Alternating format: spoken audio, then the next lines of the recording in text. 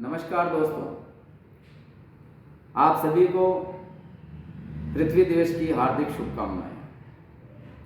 22 अप्रैल को पूरा विश्व पृथ्वी दिवस मनाता है और भारतवर्ष अनादिकाल से पृथ्वी को मां के रूप में स्वीकार करता आया है और इसलिए अथर्ववेद में आया है, माता भूमि पुत्रो अहम पृथिव्या। ये मां जो है, ये शब्द जो है, इससे हमारा गहरा संबंध है और इसीलिए हमने भूमि को मां का दर्जा दिया है और हम इस पृथ्वी के पुत्र कहलाए। भगवान राम लंका में गए, युद्ध हुआ, रावण मारा गया, तब अयोध्या वापसी की।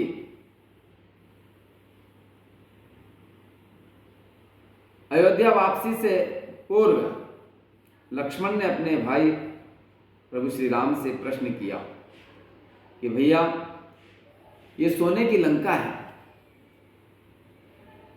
और बहुत सुंदर है, हमारा अयोध्या जी बहुत दूर है, वहां भरत शासन कर रहा है, क्यों ना आप इसी लंका के राजा बनकर के इस सोने की इस लंका पर शासन करें। तो मित्रों, प्रभु श्री राम कहते हैं कि अभी स्वर्णमयी लंका न में लक्ष्मण रोचते, जननी जन्म भूमि च स्वर्गादपि गरीयसी। ये सोने की लंका भी है लक्ष्मण, मुझे अच्छी नहीं लगती है,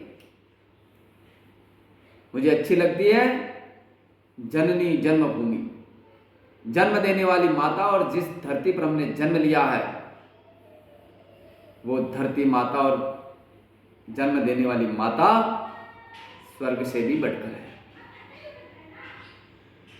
पुराणों में इसी धरती को संस्कृत में पृथ्वी कहा है, लेकिन मानव कितना स्वार्थी हो चुका है कि वो अपने स्वार्थ के लिए पृथ्वी को समाप्त करने की ओर बढ़ रहा है। 5 चीजें हमारे जीवन में हैं: जल, जमीन, जंगल, जीव और जन। जल दूषित हो रहा है, जंगल काटे जा रहे हैं, जीव समाप्त हो रहे हैं,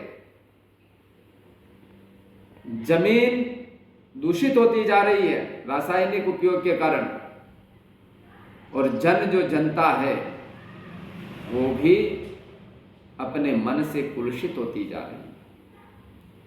इन सब से बचने के लिए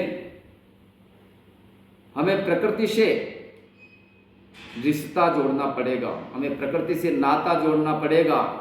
हमारे ऋषियों मुनियों ने प्रकृति से जो संबंध स्थापित किया, वनों में रहे, जंगलों में रहे, अरण्यों में रहे, वहीं रह करके उन्होंने अपने आश्रमों के माध्यम से इस भारत की नव साक्षर पीढ़ी को निकाला। दुनिया के देशों में भारत के ज्ञान का डंका बजा करता था, वो उसी अरण्यों से निकल करके वेदों, पुराणों, उपनिषदों का रचना हुई। इतना गहरा रिश्ता प्रकृति से जोड़ने वाले देश में जब पर्यावरण दूषित होता है, अंधाधुंध वनों की कटाइयां होती है, जल प्रदूषित होता है, तब मन में पीड़ा होती है। और वो पीड़ा हर व्यक्ति के मन में होना चाहिए, हर देशवासी के मन में होनी चाहिए, क्योंकि हमने पृथ्वी को अपनी मां माना है।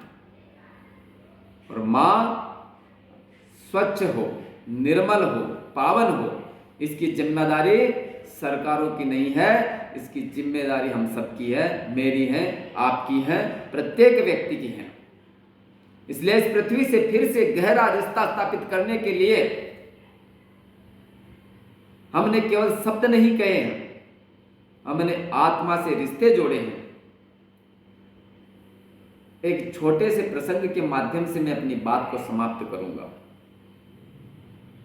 बहुत बड़ा जंगल,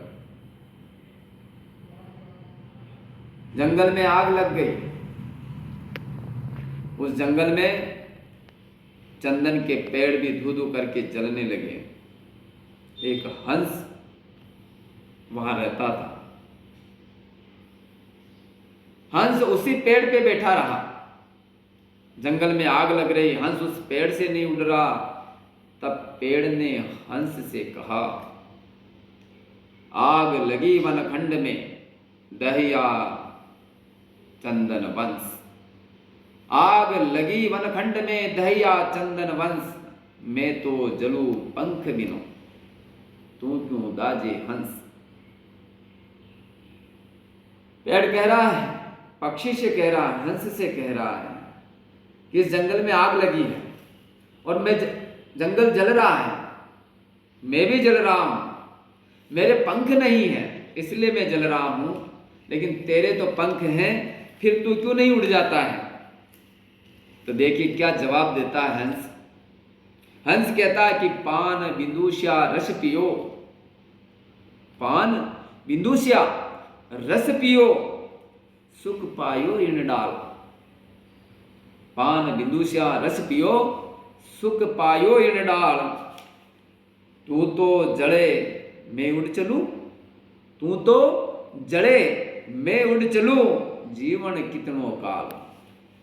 हंस कहता है पेड़ से कि मैंने तुम्हारे पत्तों का रस पिया है, तुम्हारी टहनियों पर बैठ करके मेरे जीवन को गुजारा है, तुम्हारे फलों को खाया है और अपना जीवन व्यतीत किया है। और आज जब तू संकट में आया तो उस समय मैं उड़ करके चला जाऊं, ये कैसे संभव हो सकता है मित्र। ये जीवन कितने समय का है। यदि जलना लिखा है मेरे भाग्य में तो तेरे साथ ही मरना लिखा है, तो तेरे साथ ही मरूंगा। इतनी गजब का प्रकृति से उसका उस पक्षी का जुड़ाव देखिए। ऐसा प्रेम जिस दिन प्रत्येक व्यक्ति का पृथ्वी से प्रकृति से हो जाएगा, उस दिन फिर से ये धरती स्वर्ग बन जाएगी। और आश्चर्य होगा मित्रों, ईश्वर ने सुनी और उस हंस ने जब उड़ने से मना कर दिया तो ईश्वर की कृपा से उसी समय बरसात होती है और पूरा जंगल जो धू धू करके जल रहा था वो फिर से सुव्यवस्थित हो जाता है, अग्नि की लपटें बंद हो जाती है। हंस और उस पेड़ का जो प्रेम था, ऐसा प्रेम हमें प्रकृति से करना होगा, ऐसा रिश्ता हमें प्रकृति से जोड़ना होगा, ऐसा संबंध इस पृथ्वी से हमें बनाना होगा। और जिस दिन ऐसा संबंध पृथ्वी और व्यक्ति का हो जाएगा, उस दिन अथर्ववेद का वो वाक्य माता भूमि पुत्रो अहम पृथिव्या सार्थक हो जाएगा। और उस दिन हमारी पृथ्वी फिर से शुद्ध वायु के साथ, शुद्ध जल के साथ, वो इसी प्रकृति से बनी है, वो फिर से शुद्ध होगी। तो हमारा भी मन जो शुद्ध होगा, हमारा शरीर शुद्ध होगा, हमारी मानसिकता, हमारी शारीरिक, हमारा बौद्धिक, हमारा प्राणिक विकास भी शुद्ध होगा। तो आइए आप सब आज इस 22 अप्रैल को पृथ्वी दिवस पर एक संकल्प लें कि हम अपनी धरती माता को स्वच्छ बनाएंगे, निर्मल बनाएंगे, पावन बनाएंगे।